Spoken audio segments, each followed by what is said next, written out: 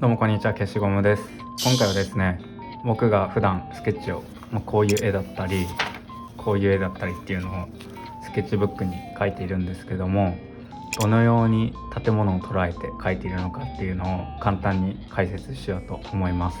手順としてはですね、外で描く場合は別として、家で描く場合はまずインスタグラム、ツイッター、ピンタレストっていうアプリを使って描きたい建物を検索します。これ当たり前ですよね。描きたい建物というか、建物がなければ描けませんので、一部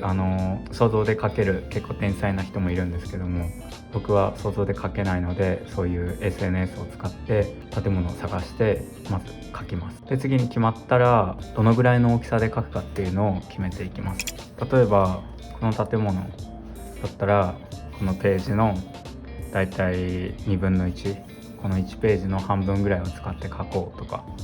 これだったら下に2つ描きたいなとか、そういう風にイメージをつけます。あとは適当に描いていくだけなんですけども、描いていく手順としてどういう風に描けば、これもあんまりうまくはないんですけども、一応バランスの取れた建物っていう体で話しますけども、こういうバランスの取れた建物が描けるのかっていうのを解説していこうと思います。じゃあまずはピンタレストとかで描きたい画像を検索してみようと思います。はい、ではちょっと今充電が 16% しかないんですけども、ピンタレストを開いて描きたいものを検索というか探してみようと思います。じゃあ、今回はこのような感じで解説しながら建物を描くっていうのが初めてなので、まずは簡単な建物から描いていこうと思います。例えばここに検索機能があるんですけども、建物スペース、レトロとかこういう風に検索してみると、こういう風に建物レトロ外観って書くと、このようないろんな建物が出てきます。この建物に決めようと思います。この建物を描いていきます。で、どういう風に描くのかっていうのを今からお見せしたいと思います。で、描く時のポイントなんですけども、まずはこのスケッチブックに対して縦線ですね、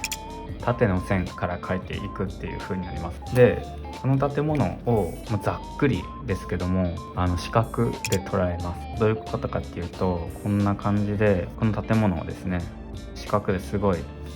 簡単に描くとですね、でここに塀があってっていうイメージなんですけども、すっごいざっくり描くとこんな感じの建物なんですね。この建物で、これに例えば屋根だったり窓だったりを追加していくっていう作業になります。で、普段はこんな補助線は描かないんですけども、今回はこの簡易化したものにどんどんつけていって建物を成立させていこうと思います。まずこの左側の屋根を描いていくんですけども、ここの平面に対してこんな感じで屋根があると思いますよね。これは簡単に多分描けると思います。こんな感じですよね。で、次こっち側の右側の屋根をこんな感じで描いていきます。もうこんなんでいいんですよ、最初は。で、次に2階部分、今ここ描いてるの2階部分ですけども、ここから2階と1階をつなぐなんか変な瓦屋根みたいなのがありますので、それをピーッと描いていきます。こんな感じですね。で、次にこう屋根、またここにありますけども、こういう風に描いていきます。で、またここら辺になんか1個変なっていうと怒られますけど、屋根みたいなのがあるので、ここにピーッと屋根をこんな感じで描いていきます。で、ここ塀になってるじゃないですか。なので、塀になってる部分をこんな感じで描きますと。で、これよくわかんないと思うんですけども、次のポイントありまして、次のポイントが影です。影をつけると素晴らしく見えますので、例えば屋根の下っていうのはその日が当たってない部分、屋根って建物の平面よりも少し手前側に突き出ているので、屋根の下はだいたい暗くなります。なのでシャシャシャシャシャシャシャーと斜線で屋根の下を塗ってあります。こんな感じですね。で、ここの屋根に関しても斜線でシャシャシャシャシャシャシャシャシャシャシャーと塗ってあげます。であとですね、この建物の下っ側、これで今でいう塀ですけども、塀の下っ側も結構暗いことが多いので、僕はもう容赦なくこんな感じで車線しちゃいますね。ここの部分に関してはこんな感じで書きます。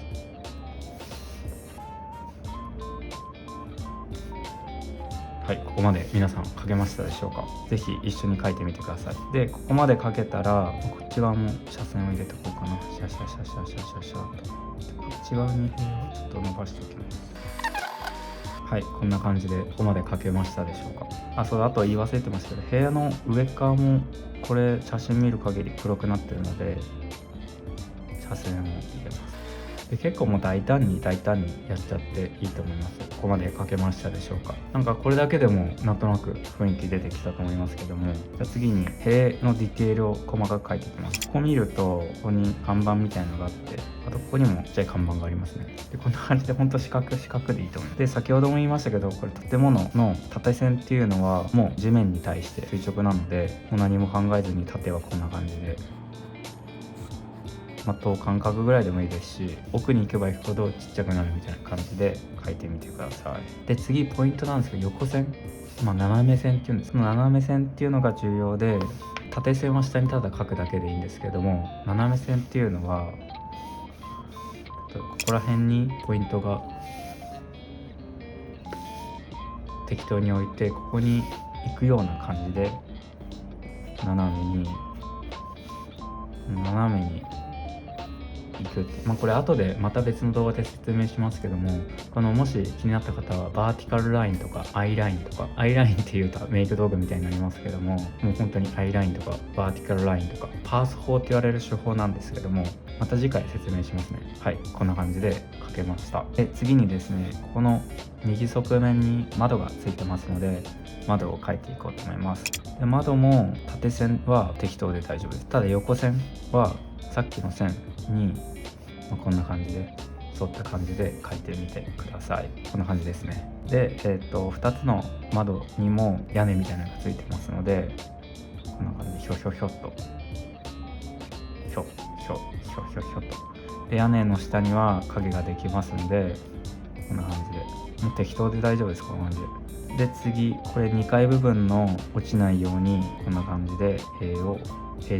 柵みたいのを書いてあります。で柵も書く場合も、その縦方向はもう何も考えずに縦に下ろして、でこの横方向、これで言うと右下の斜め方向ですけども、斜め方向も角度、ここの点に向かって一直線になるように書いてあげてください。であとは窓の中心に線を1本ずつ引いてあげると窓の完成です。で次、この下も窓があるので、同じように縦線は何も考えずに書くんですけど、横線はここから伸びる感じで書いてあげて、で縦線は何も考えずに下ろすと。でこれも窓の上、雨が入んないように屋根みたいなのが適当に書いてあげて、で扉だよ、窓だよっていう感じで中心に線を引いて、次にここになんか変な給湯器みたいな、変なっていうとここの住人に怒られちゃうんですけども給湯器がありますので、給湯器も書きます。で今書いてる方法はパース法って言われる方法、先ほども申し上げましたけども、パース法って言われる方法を駆使してますので、ちょっと僕は建築とか美術とか全く学んでないので、完全に独学なので、僕から教えるっていうか伝えるのはちょっとリスキーなんですけども、今度パース法について独学で勉強しましたので、教えてっていうか、その立場ないですけれども、僕の持っている情報をシェアできたらなと思います。はい、そんな感じで書いていきます。で次にここら辺になんか変な植物、変なっていうとすいません、僕の口癖変なっていうのが口癖なので変なって言いますけども、ここに植物があると思いますので、その植物についても書いていこうと思います。で植物の書き方はすいません、僕も分かりませんので、模写です。これはこんな感じで、ちょっと僕も植物苦手なんで、でもいいんですよ、こんなんでイージースケッチなので、ここに植物あるなぐらいのスタンスでいいと思います。でこの植物の裏に窓がここにもついてますので、これもさっきと同じような手順で窓を描いていきます。はい、描けましたでしょうか。ほら見てください。だんだんと最初すごい人には見せれないようなただの四角形がだんだんと形になってきたと思います。で次ここの左側の部分に着目すると、ここに扉みたいなのがありますね。多分ここの家の扉だと思うんですけども、描いていこうと思います。で縦線はさっき言った通り適当に縦を描いてあげて、あれこれちょっと失敗したな、まあいいや。ここら辺に雨よけがありますね。ちょっとこれスケールが間違ってますけども、まあ気にしないでいきましょう。でここに扉があるので、ただこの手前の塀の関係であんま見えないので、もうここはもう適当に黒く塗りつぶしましょう。描けましたでしょうか皆さん。でここでワンポイントアドバイスというか、ポイントあります。ポイントは影になるんですけども、さっきは光がどこに当たってるか、さっきは屋根の下からの影しか意識しませんでしたけども、今回はこっち面が光が当たってるのか、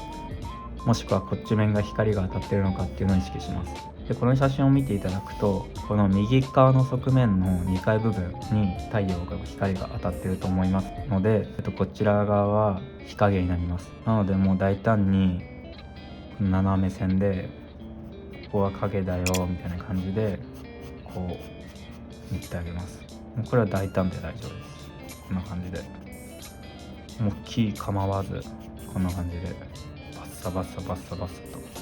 描いて、でここでもポイントがあるんですけども、今回の場合だと光がこう太陽が、こんな感じで太陽があるんですかね。この屋根から落ちる影っていうのがこう斜めに行くんですね。なのでこう斜めに車線を入れてあげると。ここもですね、こう斜めにこんな感じで影を描いて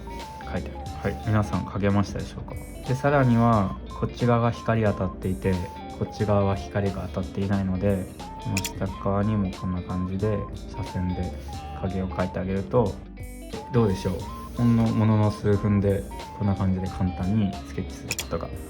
できました。どうですか、皆さんもできましたでしょうか。じゃあ最後にちょっとだけ、20分ぐらい今の時間よりも倍にして書いていこうと思います。これについてはちょっとタイムラプスで早送りしながら書きますので、ぜひ皆さんはこの動画を何回も見返してというか一緒に書いてみてください。でもしリクエストとかあったら全然答えますので、Twitter、Instagram とかにこういう画像を描いてほしいとか、こういう絵描いてくださいとかあれば全然描けますので、ぜひリクエストお願いします。最後にタイムラプスでこれよりもちょっと詳細な絵を描いていこうと思います。はい、タイムラプススタートしました。さっき描いたような感じで四角を描かずに、僕はもう適当に付け足し工事みたいな感じで描いていっています。最初はですね、四角をいっぱい描いたりしたり、あとはパース法っていう、さっきお伝えしましたけども、そういう方法を使って描けばいいと思います。僕の場合はちょっともう慣れちゃったので、こんな感じでどっから描いてんねんみたいな感じで描いていますが、それではタイムラプス終了になります。はい、こちらが